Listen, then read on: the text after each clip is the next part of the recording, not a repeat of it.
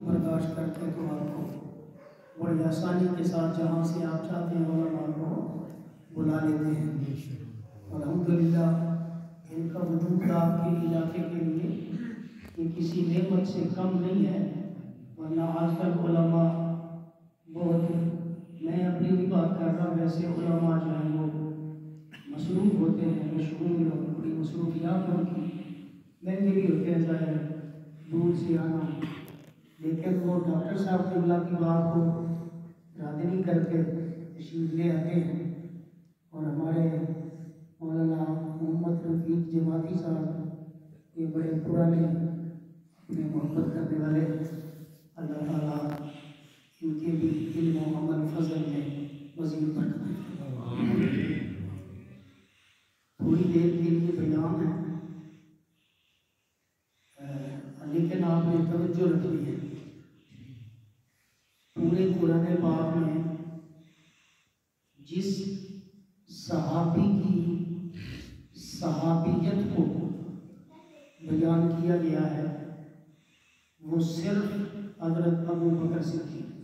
سبحان اللہ، سبحان اللہ۔ قرآن حکیم کے اندر کسی بھی اور 1,00,000 سے زیادہ صحابہ ہیں، اور ہمارا سب کی عظمت پر ایمان ہے،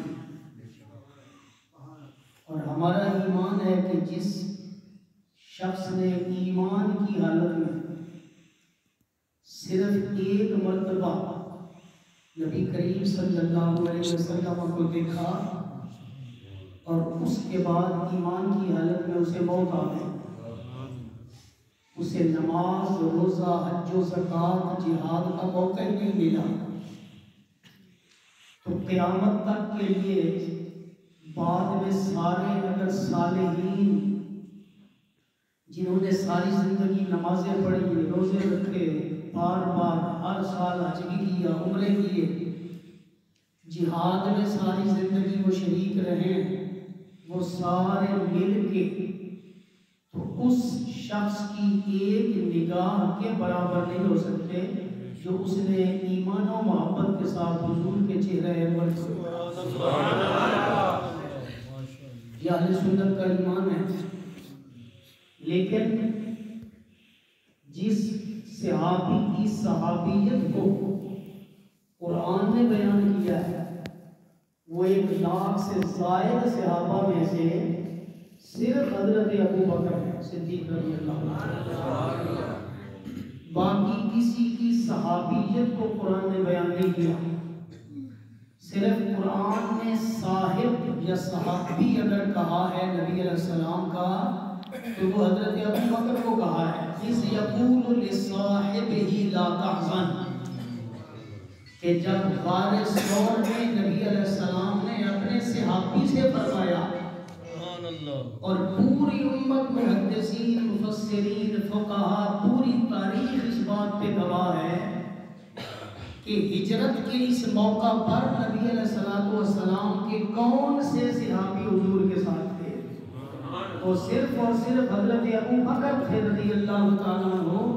اس کا مطلب ہے کہ قرآن نے اگر کسی کی صحابیت کو لفظ و معنی کے ساتھ بیان کیا ہے تو وہ جناب ابو بکر صدیق رضی اللہ تعالیٰ عنہ۔ اس لیے فقہا فرماتے ہیں کہ اگر کوئی شخص حضرت ابو بکر کی صحابیت کا انکار کر دے تو وہ کافر ہو جاتا ہے۔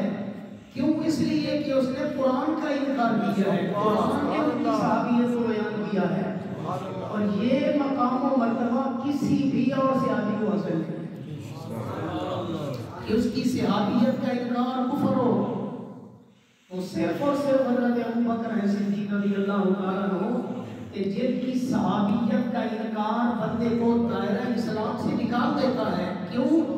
اس لیے کہ اللہ نے قرآن پاک میں ان کی صحابیت کو قیامت تک کے لیے محفوظ فرما دیا ہے۔ ان کی صحابیت پر اللہ نے قرآن کا پہرا بٹھا دیا ہے، قرآن کے لفظوں کا پہرا بٹھا دیا ہے۔